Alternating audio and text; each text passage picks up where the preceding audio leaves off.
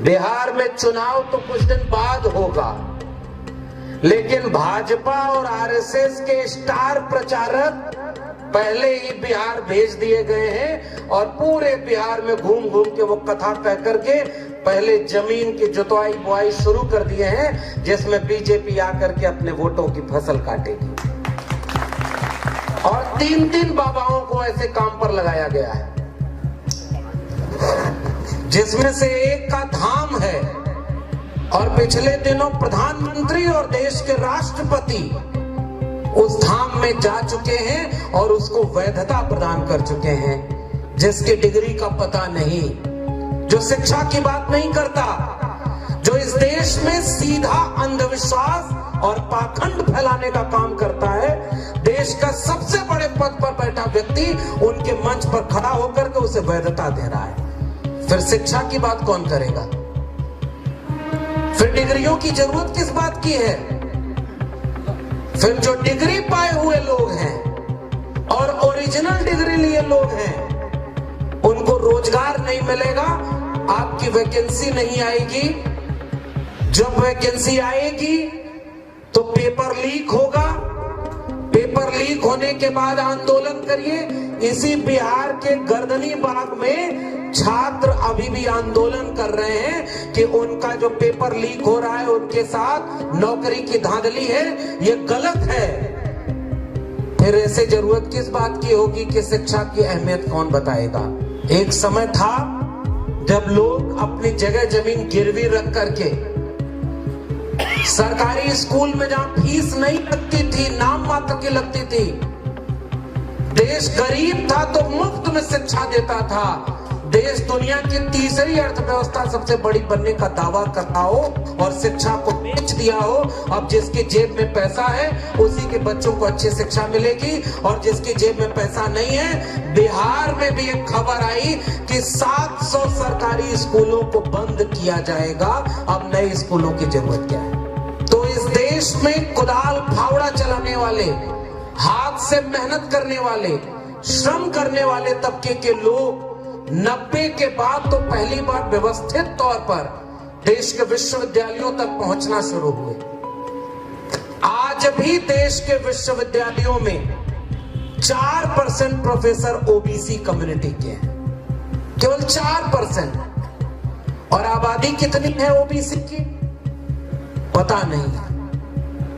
देश में पशु पक्षी कितने हैं, पौधे कितने हैं, नदी नाले कितने हैं, ये पता है, लेकिन देश में हर तबके की आबादी कितनी है ये आज भी पता नहीं। फिर भी देश पॉलिसी बना रहा है, क्योंकि जाति जनगणना नहीं हो रही। और जाति जनगणना होती तो एक सच आईने की तरह सामने खड़ा होता, और वो सच छिपाया जा रहा है। इसीलिए तो मजहब को खतरे में बताया जा रहा है, इसीलिए तो सारा विमर्श धर्म पर किया जा रहा है, ताकि लोग अपने शिक्षा और रोजगार के बुनियादी बातों को भूल जाएं। जब लड़ाई इतनी बड़ी हो, जब लड़ाई इतनी गहरी हो, बहुत विपरीत परिस्थितियों के सामने खड़ी हो, तो फिर थोड़ा धैर्य और थोड़ी समझदारी की जरूरत होगी। एक व्यक्ति या एक भाषण से अगर समाज बदलना होता तो हमसे अच्छा भाषण देने वाले जाने कितने लोग आए, हमसे अच्छा भाषण देने वाले भी और बहुत लोग हैं और हमारे बाद भी आएंगे। वो एक गाना आप लोगों ने भी सुना होगा कि कल और आएंगे नगमों की खिलती कलियां चुनने वाले, हमसे बेहतर कहने वाले, तुमसे बेहतर सुनने वाले। मैं तो कई बार सोचता हूं अगर ये लड़ाई इतनी आसान होती तो जिस समय तथागत बुद्ध लड़ रहे थे वो लड़ाई जीत ली गई होती। अगर ये लड़ाई इतनी आसान होती तो संत कबीर, संत रैदास, पलटू दादू, भीखा बुल्ले शाह, बाबा फरीद, चोखा मेला, नारायण गुरु, बसवन्ना, इन तमाम संत आंदोलन के समय भी वो लड़ाई जीत ली गई होती। ये लड़ाई इतनी ही आसान होती तो ज्योतिबा फूले के दौर में पूरा भारत ज्योतिबा फूले के पीछे खड़ा हो गया होता। ये लड़ाई इतनी ही आसान होती तो बाबा साहब डॉक्टर भीमराव अंबेडकर का विरोध उन्हीं की जाति के लोगों से नहीं करवाया गया होता।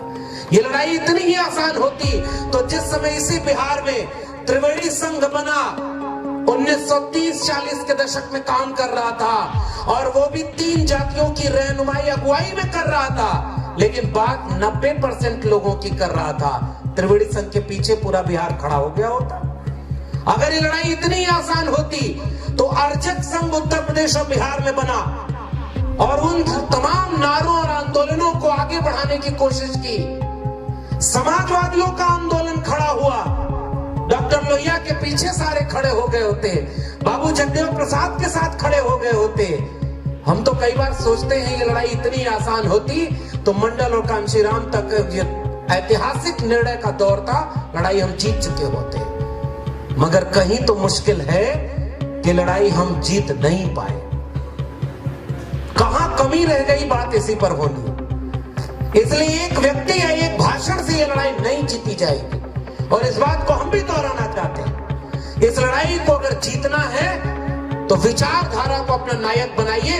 व्यक्ति को नायक बनाने का खतरा यह है कि व्यक्ति को या तो कमजोर कर दिया जाएगा, डरा दिया जाएगा, झुका दिया जाएगा, खरीद लिया जाएगा। लेकिन जब विचार केंद्र में होता है तो व्यक्ति की जगह दूसरा व्यक्ति ले लेता है। और उसका एक खतरा यह भी नहीं होता कि बीजेपी और आरएसएस में भी बहुत सारे यादव लोग हैं, लेकिन आप हमको सुनने आए हैं, इसका मतलब हमारी जाति की बात हमारे यहाँ नहीं होने वाली। हम विचारधारा को केंद्र में रखते हैं। जो विचार में हमारे खेमे में है हम उसे ही अपना साथी मानते हैं। बाकी भाई भी अगर दूसरे खेमे में है तो उसको हम अपना वैचारिक साथी नहीं मानते। इसलिए मेरी पहली गुजारिश, बहुत धैर्य और हिम्मत की जरूरत है। 4 घंटे अगर कार्यक्रम में बैठना हो तो थोड़ा सा तो हिम्मत होनी चाहिए। अब कोई कथावाचक होता और कहता कि चुपचाप बैठ के सब कथा सुने, जो खड़ा होकर कथा सुना अगले 24 घंटे में कोई बुरी खबर उसको सुनने को मिलेगी, आप तुरंत बैठ जाओगे। वहां तो आप नहीं बोलोगे कि हम तो उन्हीं को सुनने आए। मैं तो अभी आदरणीय उदय प्रताप जी से यही कह रहा था, तो उन्होंने भी कहा कि ब्याह शादी होती है 4 घंटा बैठ करके जो होता है काम समझ में एक भी नहीं आता, डर के मारे चुपचाप बैठे रहोगे। और आप खड़े होकर तुरंत डांट के बैठाएगा कि अभी अनहोनी हो जाएगी तो कुछ नहीं करोगे, आप भी डर के मारे बैठ गए। पहले मैं इलाहाबाद यूनिवर्सिटी में पढ़ाई करने गया तो आजमगढ़ से बस से जाया करते थे। जहां बस रुकती थी एक आदमी बीच में आता था और ऐसे ही एक पर्चा सबको पकड़ा के चला जाता था। उस पर्चे पर कुछ भी लिखा होता था, ऊपर का था और नीचे लिखा होता था कि इस पर्चे को देख करके कुछ लोगों ने मुफ्त में 1000 पर्चा छपवा कर घर घर बांटा। उनके घर बहुत बड़ी खुशखबरी आई, रुका हुआ काम बन गया। और 2 लोगों ने पर्चा देख करके फाड़ के फेंक दिया, 24 घंटे में उनके घर अनहोनी हो गई। अब बताइए उस पर्चे का आप क्या करेंगे? हमारी नाक लंबी हो गई है, दिल बहुत छोटा हो गया है। यहाँ क्या उत्तर भारत में हम अभी सांस्कृतिक तौर पर इतने मजबूत नहीं हो पाए हैं कि अपनी नाक छोटी और दिल बड़ा कर सके? थोड़ा सा मूल्यांकन करने के लिए मैं ये बात कह रहा हूं। क्या इसके बाद एक मंच और एक भाषण से अगर काम बन जाता तो अभी जितना पोस्टर लगा है वहां जाके देखिएगा कथा सुनने लाखों की भीड़ जाएगी। और इतना ही अगर अच्छा होता तो ये कार्यक्रम किसी रामलीला मैदान जैसे मैदान में होता और 5000 10,000 लोग होते, तब हमें लगता कि हाँ ये बड़ा है, इसमें भाषण देने की कोई बात है। आज जरूरत एक लक्ष्मण यादव की नहीं है, हर गांव में एक व्यक्ति हमसे अच्छा समझाने वाला होना चाहिए। पूरा मैदान आपके लिए खाली पड़ा हुआ है। इसलिए मेरा निवेदन, मेरी गुजारिश पूरी विनम्रता के साथ है, कौन सी नई बात ऐसी हम कह देंगे जो आदरणीय उदय जी नहीं कर रहे हो, या पासवान जी ने नहीं कहा हो, रिंकू जी ने नहीं कहा हो, या जितने भी सम्मानित वक्ता कहे हो, नहीं। लेकिन ऐसे कार्यक्रमों का एक मनोवैज्ञानिक असर होता है। और मनोवैज्ञानिक असर यह होता है कि जब विपरीत समय में लड़ाई की बात हो तो ऐसे आयोजन में जब आप समय निकाल कर आते हैं तो हिम्मत लेकर लौटते हैं कि आप लड़ने वाले अकेले नहीं है, इतने लोगों का हुजूम साथ है, तो इसके बाद ये कार्यक्रम कामयाब माना जाता है। लेकिन सवाल इस बात का है साथियों, व्यक्ति नहीं विचार खतरे में है। हमारी नौकरी खतरे में थी, चली गई, फिर भी शान और शौकत से जिंदा है और पिछले बार की तुलना में ज्यादा तेवर के साथ अपनी बात कहते हैं। हम तो नहीं कहीं गए।